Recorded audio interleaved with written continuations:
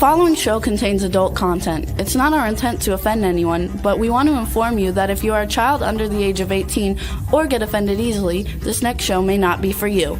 The content, opinions, and subject matter of these shows are solely the choice of your show hosts and their guests, and not those of the Entertainment Network or any affiliated stations. Any comments or inquiries should be directed to those show hosts. Thank you for listening.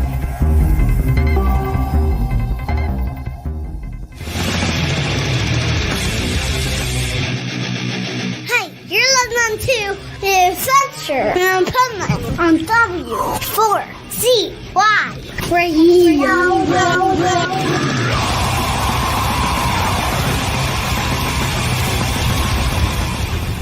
Wake up, America! It's time for the Adventures of Pipeman on W4CY.com, West Palm Beach's #1 internet radio station. Here's your host, the Pipeman. Yo! The Pipeman is here, season 19, episode 68, the Positively Pipeman segment of the Adventures of Pipeman. Oh, this is amazing because we have a great show ahead where we're going to talk about pets and we're going to talk about business. Not necessarily a pet's business, but we are going to talk about it is Pet Cancer Awareness Month. And I think it's interesting that that's right after Breast Cancer Awareness Month. And with so much cancer out there, I think you could use up every month of the year, no problem.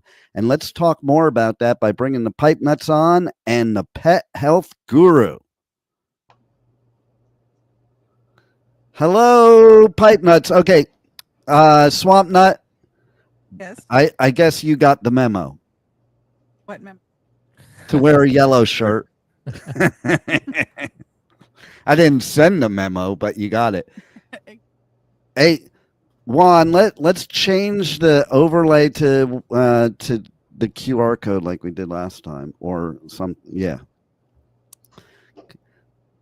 And so, Juan, you did not read the memo.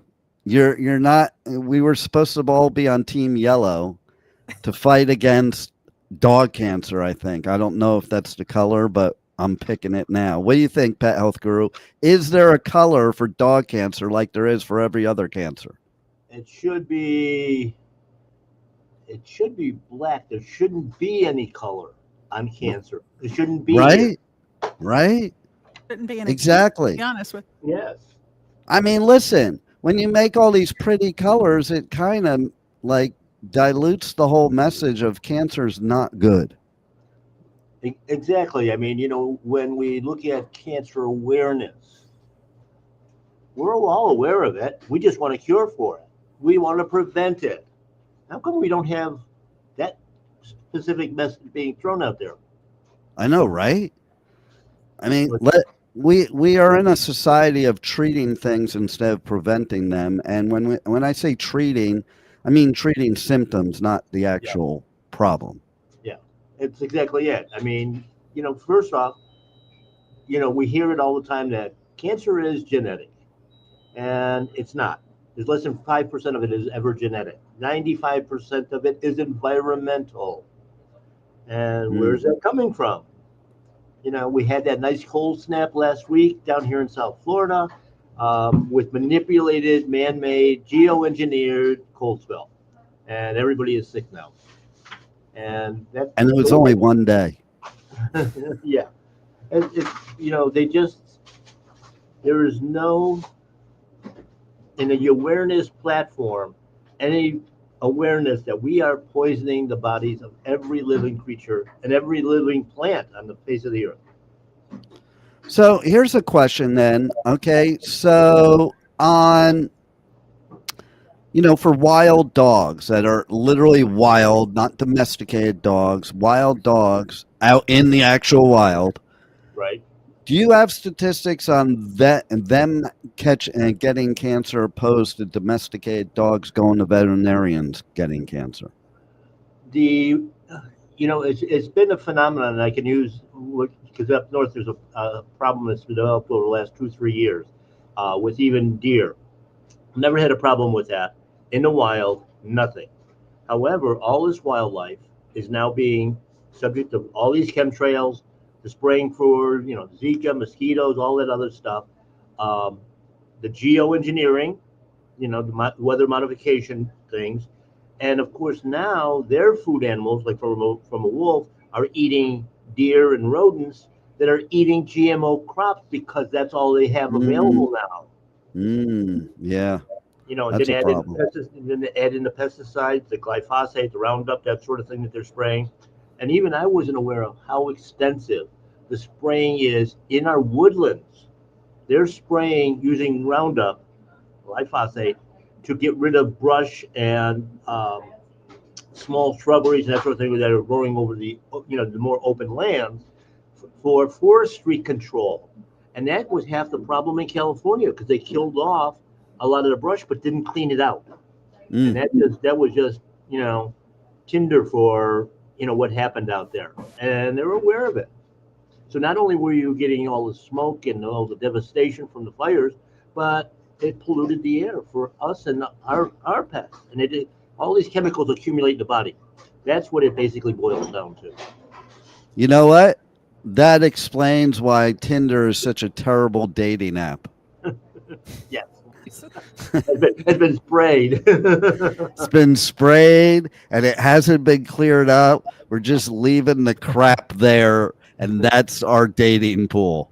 That's I right. have a question though for you. When the pipe man said, how do we know what the animals in the wild have? Like, it's not like they put out a bulletin tack it to a tree and say, hey, if you're living in the wild, can you please come in so we can test you? Well, How do we even know these things? They do a lot of tracking and testing, capturing, killing. They do a lot of that sort of stuff to try to get a baseline. And I mean, we started actually monitoring wolves back in the 1960s.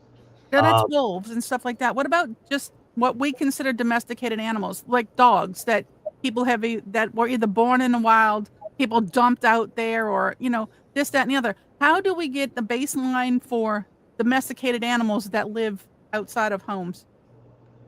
Outside of homes, that's difficult. That's gonna fall in a range in between, because a lot of these dogs that have been dumped, the reason they're being dumped is because the owners can no longer afford the vet bills that are out of just out of sight right now. I saw in the last decade the veterinary expenses are up 60% in 10 years. Wow. Which is, I picked the wrong business to be in. Yeah. Well, the thing is it's not, the veterinarians aren't making it. It's the corporations that are. Well, that's why I said business, because that's true of human health too. Doctors don't make any of the decisions; they're just the hired help. Yeah, and on the on the veterinary side, Wall Street has been going after gobbling everything up. And investment firms, stuff like that. And of course, the largest employer of veterinarians in the world today is Mars Candy. Wow. They bought up all the major chains of veterinary clinics. They bought them all up. They bought up the testing labs. They're heavily involved with the insurance now. It's crazy. Does that mean they can give now the pets the poisons of their candy that's poisonous to the pets, make them sick, and make more money on the other end from the veterinary? Yeah, it's vertical marketing. You feed them bad food, then you turn around and you're feeding the pet owners a bad food on top of it. So they're not, now you're trying to do that balancing act with your finances. Now that they got the bad food, now you have to go into the vet's office, which we own, and then we're going to give them the drugs that we dictate. That obviously, these board members all sit on each other's boards. Food companies, chemical companies, pharmaceutical companies. It's a country club, and it's all designed for them to make money, and has nothing to do with health. It has nothing to do with compassion anymore. It's terrible. And so how does cancer occur in dogs, and what can we do about it? Well, first off, we have to realize, like I said, that 95% is environmental. And the thing is what they call cancer cells are actually just defensive cells that the body has naturally. They're designed to eat toxin, poison, and get rid of them. Well, when we start to see tumors forming and things like that, that means that that poison level in that body has out is over the top of what the body can normally handle. And where is that coming from? Well, first off, I tell people you have to start with the entrance of what goes into our body, what we breathe in, what we eat, what we drink. It's through that whole process of digestion and everything else. And of course, then when we get down to the filtering part of it, the liver, the kidneys, lymphatic systems, all of that, it can't handle it because when a body is fighting a toxin, it creates mucus, and the mucus basically can plug up the liver, the kidney, the gallbladder. If it sticks to it, that turns into stones and crystals. That's where those come from. It's the mucus, the poison. And once that ability to get rid of it is gone, now you've got what we call disease. It's, and your only hope is to make sure that we can flush out our system, with clean foods, clean air, clean water, which most of it's beyond our control. And so let's talk more about a new approach to cancer in dogs. The best thing, of course, for not only dogs, but for people as well, you start out controlling what you can. So if you can't do very much on the air outside, but inside, there are air purification systems and stuff like that we sell over at my Paleo Pet and online. Clean water, the same way, an ionized good water, alkaline, if your body can handle that. The issue with alkaline water, because cancer can't live in an alkaline environment, is you don't want to eat or drink alkaline water an hour before or an hour after you eat, because it changes the stomach acid. So if it changes it, it's not fully digested when it gets into the digestive tract. And of course, the food should be clean, grass finished, pasture raised wherever possible. Stay away from the ultra processed stuff. Anything that will turn into sugar, which is all fat, turns into sugar, and sugar feeds cancer. The approach that we take, of course, is starting out with that clean food.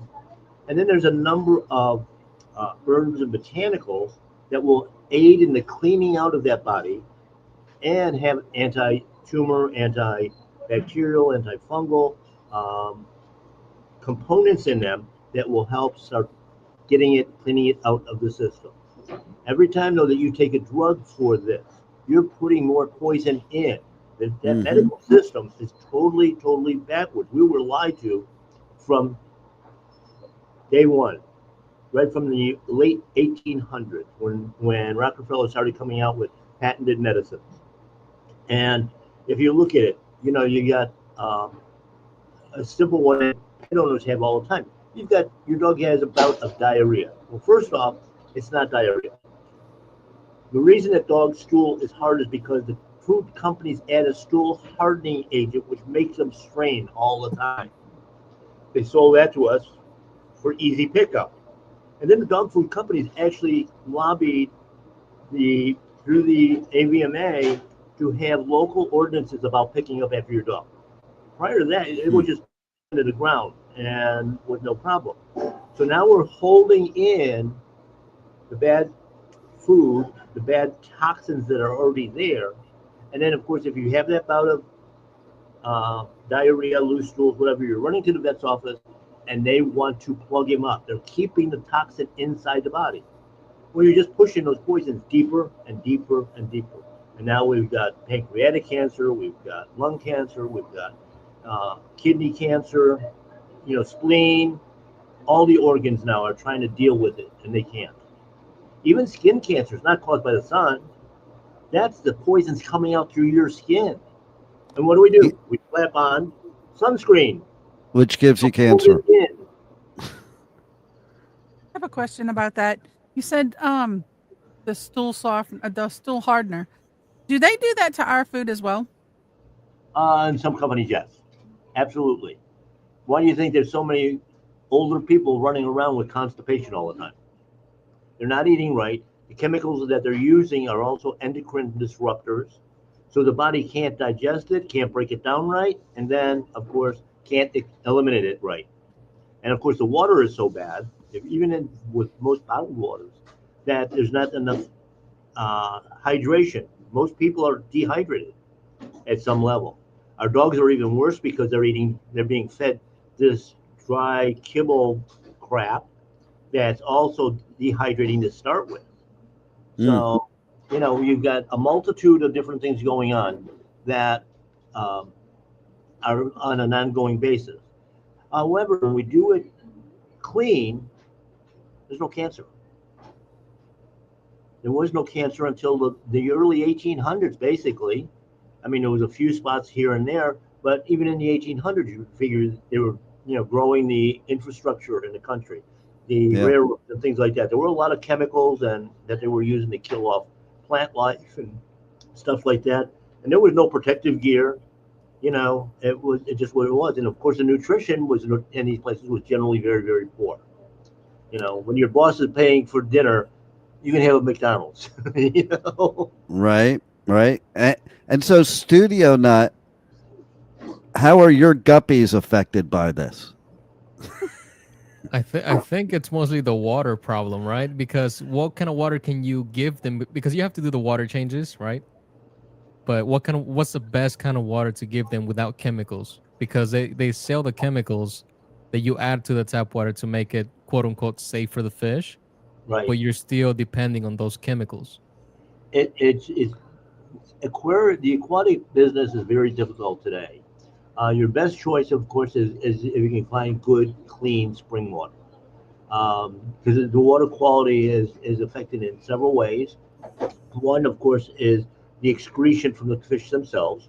Second thing is fish food is ultra processed, so you're feeding them basically McDonald's or the equivalent of kibble.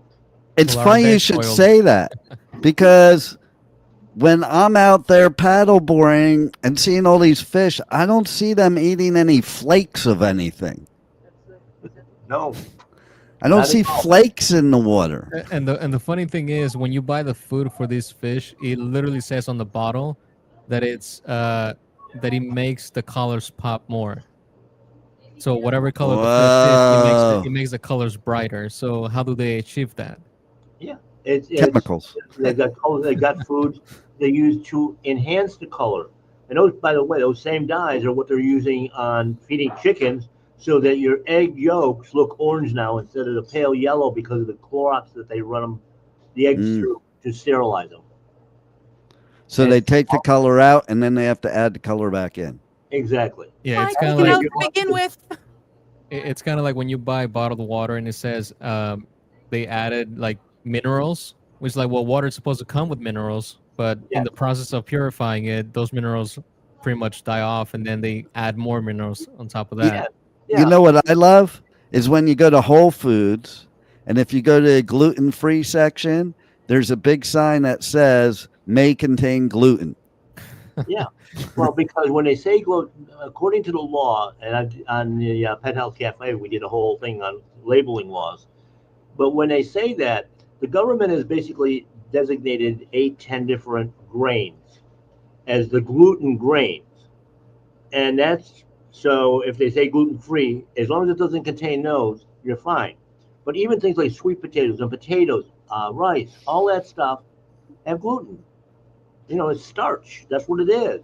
When all you guys are too young to remember that, but when I was in grammar school, making paste was flour and water. That's glue. So when you eat that white bread, you got glue going into the body that sticks to your gut. And on our dogs, sometimes when we switch a diet to like a raw food diet or a cooked diet, all of a sudden they have bloody diarrhea because the body has to peel that glue off the gut. And of course, it's going to cause abrasions and things like that, which causes his blood. Nowadays, kids actually do that on their iPad. They don't do real life stuff anymore. No. It's all on the iPad. Yep. And we know how that can be manipulated. No doubt. You Like, know, I mean, just look at how many places that we've been shadow banned and taken down over the years. You know, for telling the truth. You know, honesty must not be the best policy. I'm guessing for them. yes, we have to shield them. They can't handle it. All I keep thinking about is the movie, and they can't handle the truth. Yes, that came into my mind too. That was what, Top Gun, or no? Yes. Yeah. No. A good. Oh, it's same actor. Yep. A Few Good Men. Okay. A Few Good Men is where that's in. Yeah. Yeah. And that was Jack Nicholson telling Tom Cruise Tom Cruise. Yeah. they can't handle the truth, and that's kind of ironic considering he is a one of those cult people. Yeah. It's funny. Okay, you're gonna laugh at this. Okay, I'm going through. We moved into new studios, so I'm going through all my books and organizing everything, and I found a book that I did buy way back when, but I wasn't part of the cult because it wasn't really a cult yet. It was just a good self-help book, and I have the book Dianetics by Yeah. L. Ron Hubbard. Yeah. I knew how to say it. So now it's like I didn't put it on the bookshelf though. I'm like, well, I'm gonna keep this one in the drawer. I don't want anybody thinking I'm one of them. There you go. So that it's so sad that animals have to suffer along with humans because animals don't even have a choice. You know, humans can be stupid and decide to eat the wrong stuff. Animals can't. Yeah, Okay. And you know, we buy into so much of this stuff, the convenience of, you know, kibble foods and even some of the canned foods. And it's funny, I was listening to an interview with a board certified veterinary nutritionist that worked for one of the big companies. And she's saying, with all this so-called science behind what the ingredients are and the nutrition behind it and all that, she says, we actually don't know very much about anything.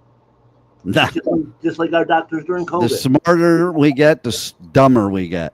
And, you know, to think like animals across the world, their ears point up, spark up when they hear that commercial. Kibbles and bits, gotta get me some kibbles and bits. Now, Jesus Christ, like animals don't care about those kibbles and bits, okay? Like but you know what? God forbid we shouldn't make money off of the bad health of humans and animals. Next, we're gonna do it to everything on Earth. I think that's why we're exploring in space, so we could do it there too. To the aliens that brought us here. Yes, exactly. I heard something. I don't know whether it was talking about Elon Musk and a few others that basically, you know, government is weaponized, of course, the Justice Department and the IRS and all this, and that they're actually weaponized the drug companies as well. And it's all, you know, population control. Just don't kill you off, but keep you sick enough that we can keep taking all your money every month. You know, in drugs and therapies and that don't work. The only thing that can heal any disease is the body itself. So our approach when we do cancers is let the body get rid of the bad stuff that's creating those abnormal cells, clean them out, detox, and then feed them things that are going to let the body actually work its magic. Yeah, because cancer can't survive in an alkaline environment, only in an acidic environment. So, right. And our body is basically alkaline most of the time, although we need to have that balance because we need, for instance, we need to have the acidity to break down our food. Yeah. I saw a researcher recently put up a paper that thank God for hydrochloric acid because it kills everything. And including the people I don't like. But one of the other things too, I got a text this morning on one asking about, and this is was for kids, and talking about their flu season number one. Okay, there is no such thing as flu season all over the world. It's basically that we start the season with Halloween, with all the garbage candy and toxins and everything else that we're putting in our body. And then we go right into Thanksgiving where we're doing all this abnormal stuff as well. The stressors, and then we go immediately into Christmas and Hanukkah, and now we've got more problems, and now everybody's sick. I'm glad you brought that up because I was going to say something actually, because next week when we have you on, we're going to talk about the holidays and holiday food and everything having to do with animals. But I've been saying that for years. The flu season is not because of cold weather. By the way, I'll tell you why it's not because of cold weather. For the same reason that people go to prison and they put it on freezing in there, because germs don't spread in cold weather. They spread in hot weather, okay? Bacteria, all that stuff survives. Otherwise, you wouldn't use a refrigerator or a freezer. By the way, people, just a little common sense. The flu season is because we put so much over stuffing, no pun intended, of our body through, like you said, Halloween, Thanksgiving, Christmas, Hanukkah, New Year's. It's just a few months of just constant poison being put into our bodies. I mean, I was in the grocery store the other day and I saw popcorn that is stuffing flavored popcorn. Like, we are getting so ridiculous with food. Like, there is no like uniqueness. Like, M&Ms used to be just M&Ms. Now every company has a form of M&M, and every company has a form of a Milky Way and all this. And it's all just a bunch of mad science. So you guys got to tune in next week to the beginning of the show for on Monday at 1 p.m. Eastern time, so we can talk about the holidays and how you can prepare for your pets so they're not sick or getting sick on your carpet or anything else. And it's going to be a not miss. And then, so stay tuned a little bit here because we're also bringing on Michael Barbarita of Next Step CFO and his powerful business strategies. And we're going to talk a cash collection strategy that has a 40% success rate for those difficult collection situations and system of collecting that will improve your cash flow dramatically for your business. So maybe you're a pet person now, but you probably have a business too, or whoever's listening. Stay tuned for the rest of it. But meanwhile, give us some final words, Pet Health Guru. All this stuff can be prevented, but we have to learn how to read ingredients. If you cannot pronounce it, don't take it. And if you're curious, you can actually track a lot of this stuff down, with Google and search engines and that sort of thing. Look at the side effects. They're not side effects. They're actually the effects. They just hide them from you because it did one little thing and kind of masked that symptom. On the backside of it, of course, they can reach me at my Paleo Pet, BioComplete Natural Diets, on the Pet Health Cafe, obviously, every week. The YouTubes are up there 24/7. Use them. They're resources. And, I get some dynamic guests on there that are experts in the field. But again, when you look at the doctors and that sort of thing through the pandemic, the networks did not talk to the people that knew what they were doing. They were running a narrative. And, as long as we keep following that, it's going to be a problem. And my Paleo Pet is located in Pompano Beach, Florida. And there's a number there, 954-971-2500. And it's on the scroll, so you can reach us. And my crew, my team is ready to help you. And you will indeed help. Like, I'm living proof that you would help. Well, not me, because that would be a bad testimonial if it were me. But April for sure. And then Rebel, again, not about Rebel, be a bad testimonial, but her pets What has the pet health guru done for you, Rebel? He has done wonders. He has enlightened me about things that I needed to know, the things that you don't even think you need to know. There's so much to learn from the pet health guru. And then Studio Nut, how have your guppies been since knowing the pet health guru? They've been thriving. I mean, I'm gonna have to come up with some type of population control soon. Those things Good. breed like crazy. All you gotta do is And a sign that they contact are your healthy. local government, and you'll be able to find out everything you need to know. I had a customer call me yesterday, and she was complaining. She got a bunch of dogs, and all the females are in heat, but these dogs are all like 10, 12 years old. And I said, she said, "This is driving me crazy." I said, "Be thankful. They're healthy enough to do that." In our human population, fertility is down how much? 70%, 60%? And it's all because of chemicals. And just another note on the Pet Health Cafe, we don't limit it to just pets. We talk a lot about just overall health, diet, clean foods, all of that sort of stuff for the pet parents as well. Because if you're a pet parent and you're sick and can't handle things, and in fact, that was our show last week, we were talking about the emotional part, how we spread our energy to those animals. And they totally. spread it back to us. They tell us what's going on, but we don't listen. Well, not only that, but think about it. Okay, if you're not eating right, you're no good to your animal if you're not healthy. But also, if you're feeding them table scraps, you're giving them the same poison you're taking in. So if you eat healthy, your table scraps will be healthy too. Exactly. Thanks again, Pet Health Guru.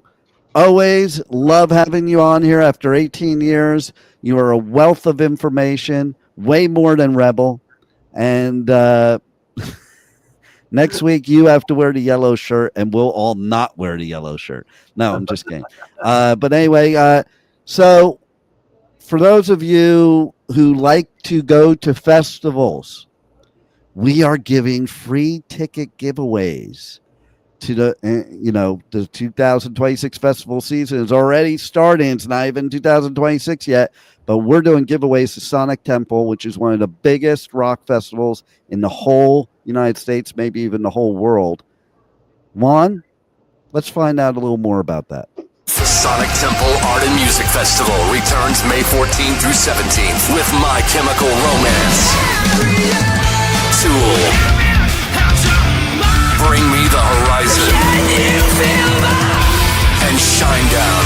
Plus, Pierce the Veil, Good Charlotte, The Offspring, Sublime, Godsmack, Breaking Benjamin, Marilyn Manson, and so many more. Sonic Temple in Columbus, Ohio, May 14th to 17th. Passes on sale now for as low as $1 down at sonictemplefestival.com.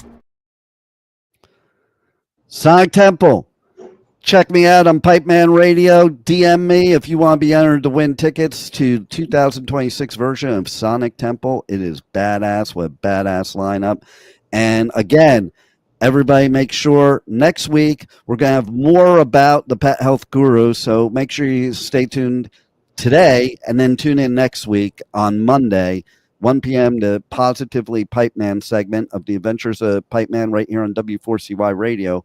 Now, let's go to Chapter 2 with Michael Barbarita from Next Step CFO. Thank you, guys. Hey, you're listening to Adventures of Pipeman on W4CY Radio.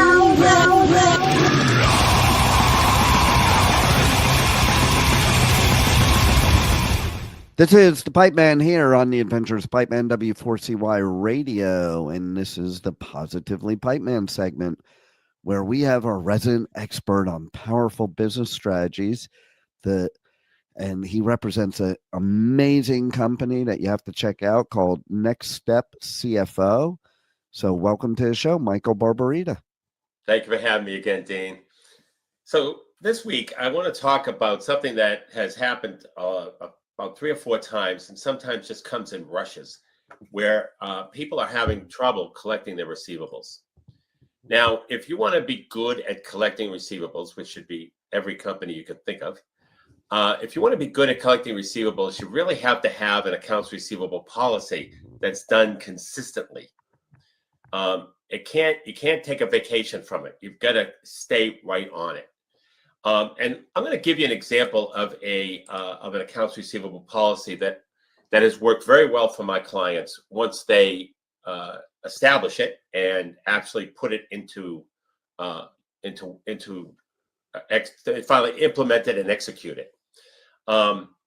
So first of all, somebody, and it might be the business owner, I prefer it not to be, more like a bookkeeper, they need to review accounts receivable once a week to determine if there are any past due accounts. Now, if you have terms and people are paying within terms, I'm not talking about that. I'm talking about those past due on the accounts receivable report that start to fade to the right on the accounts receivable report, meaning they're over 30 days or anywhere between 1 and 30 days past due, over 30 days, over 90 days. So once an account gets past due, anywhere between 3 and 7 days, you need to call them. So you need to make a policy to call those customers and see what if there's a problem, or just make a courtesy call and reminding them that their account is past due. And by the way, every month for any past due, even if it's on time, every month you should be sending statements to your customers with the balance, with the open balance. So that should be happening in the background. And so the clients get a call, you leave a message if they're not there. You don't get a return call 3 days later, you make a second call. And then if they don't pay after the second call, or they don't return your call, what I recommend clients do is what's called a 10-day demand letter. And what I'm going to do is I know for the people who are on the road listening, I'm going to give it a shot here and share my screen and show people a specific, and I'm going to walk you through this 10-day demand letter. So what it is, if you went to a collection agency right away, this is the first thing they would do. So what I'm doing is I'm circumventing going to a collection agency and having you prepare it. It's called a 10-day demand letter. And what it is, it's a letter that has your company letterhead, the date, and then 10-day demand in big, bold, higher level font letters. And then attention to whoever is the customer. And then you list out the invoices that are past due one by one, plus make sure you put an interest line item in there at 1.5% a month, because sometimes they will pay the interest. Then you put down the total due and you write, this will be turned over to collection attorneys if payment is not received by 10 days after the date of the letter. And you could put actually the date on there. And if you accept credit cards, you put that you accept credit cards, and then you write thank you and address it with your typical whatever you are. Maybe you're the president of the company, or maybe the CFO, or whoever is doing it, the bookkeeper. It doesn't matter who's ever doing it. And you must send this letter out, return receipt requested, because that gets their attention. Now, people are going to say, "Oh, I don't want to give that to a good customer." The point is they're not a good customer if they don't pay. And if you let it go once, they're going to do it all the time. I've experienced that myself. Like anybody that's ever owed me money, whenever you're nice to them, they don't pay you. That's right. And so all I'm saying is that they owe the money. Let's tell them that they need to collect it. Otherwise, they're going to go to a collection agency. Now, after 10 days, if you make one last courtesy call, and then if they don't respond to that call, then you take it to the collection attorney. And the reason is, it's very simple. And I've done it. I do it all the time. And I have I have threatened to repossess vehicles of companies. I've actually repossessed a vehicle, although they paid as soon as the sheriff comes to take the vehicle. That's it. The ball game's over. We're getting a check. See, the problem is that companies that are experiencing accounts receivable problem isn't because the customer doesn't have the money. They're just deciding to pay somebody else. That's all it is. Yeah. So all this does, especially you have to send it certified. It reminds them to send a letter. Now, 40% of the time, in my history and in my experience, 40% of the time they'll pay off of that letter. 20% of the time they'll pay it with the interest. You can force the interest if you want. You don't have to. And make sure all your invoices say that 1.5% interest is due on a late payment. That's very important to put that in there. But even if you didn't, still put the interest in there on the demand letter. So so 40% of the time you're getting paid faster, and you're getting paid sometimes a little more because of the interest. But and then if they don't pay, then they're probably going to be deadbeats if they don't pay. Yeah. And that's when you put the collection agency on them. And you make sure you have a collection agent who is also will go to small claims court for you and all that. They take a third, and that's why I do the demand letter, because it circumvents that.